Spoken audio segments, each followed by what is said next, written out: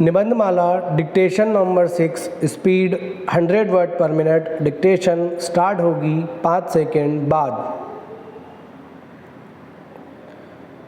Dictation start. इन 5 Rafale विमानों को भारत लाने वाले पायलट्स में ग्रुप कैप्टन हरि कीरत सिंह जयपुर राजस्थान से, ग्रुप कैप्टन रोहित कटारिया गुरुग्राम हरियाणा से, विंग कमांडर अभिषेक त्रिपाठी जालोर राजस्थान से, विंग कमांडर मनीष सिंह बलिया उत्तर प्रदेश व एयर कमोडोर हिलाल अहमद राठेर कश्मीर शामिल है। स्टॉप। उल्लेखनीय है कि असैन्य मुहिम के तहत राफेल विमानों को लाने में कई अंतर्राष्ट्रीय मानकों एवं नियमों प्रोटोकॉल का पालन किया गया। स्टॉप। इसके तहत अधिकतम रफ्तार 840 किलोमीटर प्रति घंटा रखी गई। स्टॉप। साथ ही यह भी ध्यान रखा गया कि पाकिस्तान की वायु सीमा का प्रयोग न करना पड़े। स्टॉप। ऐसे में राफेल विमानों को गुजरात के जामनगर की ओर से भारतीय वायु सीमा में प्रवेश कराया गया। स्टॉप। वहां तैनात नौसेना के युद्धपोत INS कोलकाता ने स्वागत का संदेश भेजा। Happy landing, happy hunting. Para. Rafale विमानों को अंबाला एयरफोर्स स्टेशन में रखा गया है। स्टॉप। देश में राफेल की पहली स्क्वाड्रन अंबाला में ही तैयार की गई है, जबकि दूसरी स्क्वाड्रन पश्चिम बंगाल के हासीमारा एयरफोर्स स्टेशन में तैनात की जाएगी। पैरा। भारतीय वायुसेना द्वारा वर्ष 2007 में medium multi role combat aircraft MMRCA खरीदने के संबंध में तत्कालीन कांग्रेस के नेतृत्व UPA संयुक्त प्रगतिशील गठबंधन वाली सरकार को एक प्रस्ताव भेजा गया, जिसके पश्चात भारत सरकार द्वारा 126 लड़ाकू विमानों को खरीदने हेतु टेंडर जारी किया गया। पैरा।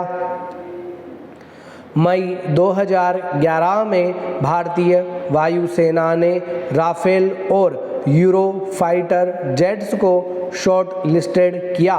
स्टॉप। इसके पश्चात जनवरी 2012 में राफेल को खरीदने के लिए टेंडर को सार्वजनिक कर दिया गया, जिस पर फ्रांस की राफेल विमान निर्माता कंपनी दसोल्ट एविएशन ने सबसे कम कीमत पर उपलब्ध कराने की बोली लगाई। स्टॉप। इसके तहत वर्ष 2012 में भारत सरकार और दसोल्ट ने कुल 126, जिसमें से 18 फ्रांस में निर्मित व शेष भारत में निर्मित होने थे, राफेल विमानों का सौदा किया।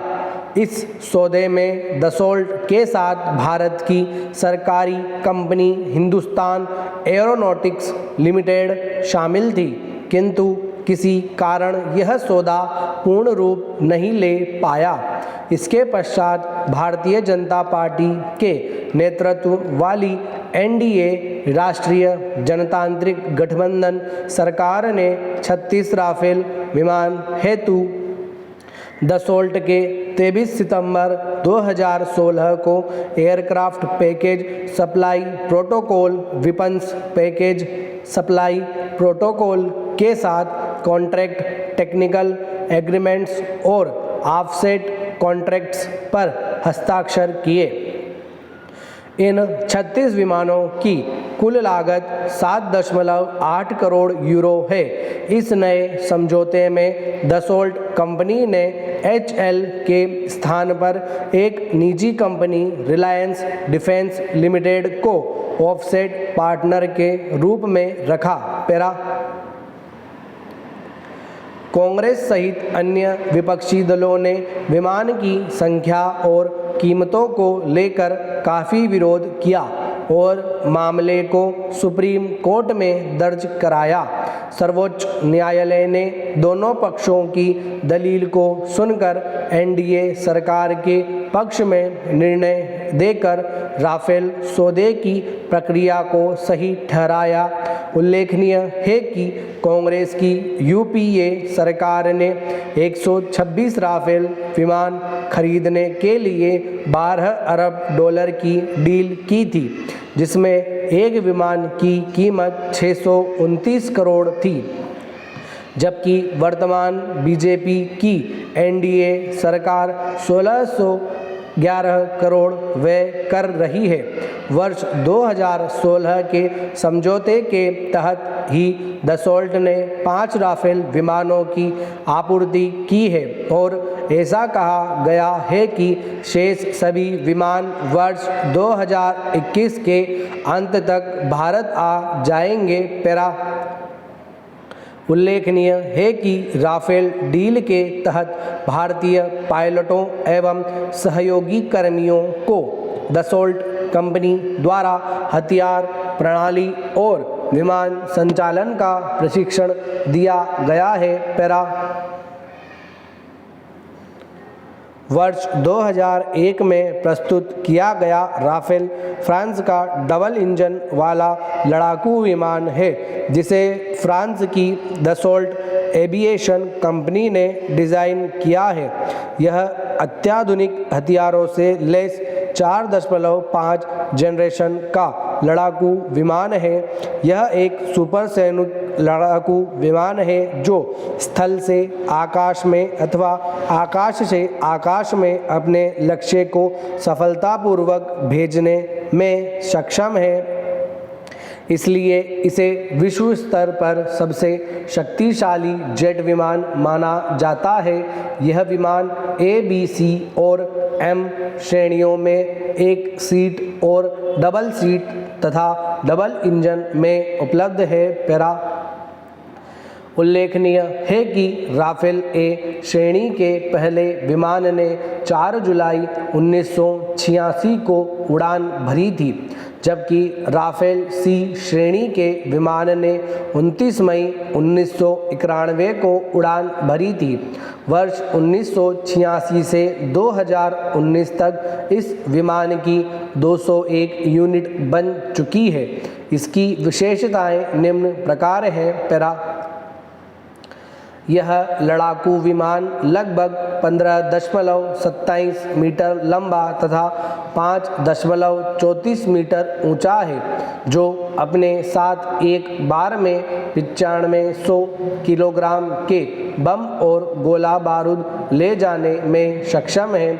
इसकी रफ्तार 2222.6 किलोमीटर प्रति घंटा या 1.8 मैक है, जो 50,000 फीट की ऊंचाई तक उड़ सकता है। इस विमान की रेंज करीब 3700 किलोमीटर अर्थात यह एक बार में 3700 किलोमीटर तक बढ़ सकता है। हालांकि इस रेंज को मिड एयर रिफ्यूलिंग के साथ बढ़ाया जा सकता है।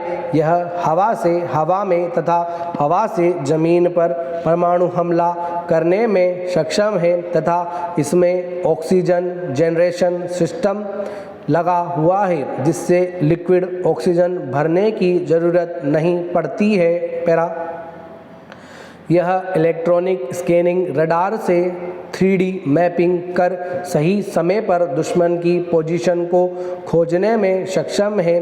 साथ ही यह हर मौसम में लंबी दूरी के हर खतरे को समय रहते भाप सकता है। यह 1312 फीट के बेहद छोटे रनवे से उड़ान भरने में सक्षम है।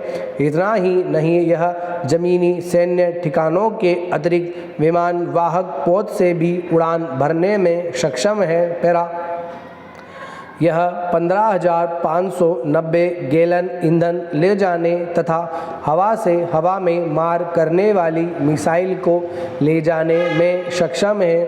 राफेल एक बार में 2000 समुद्री मील तक लगातार उड़ सकता है, जो इसकी एक प्रमुख विशेषता है।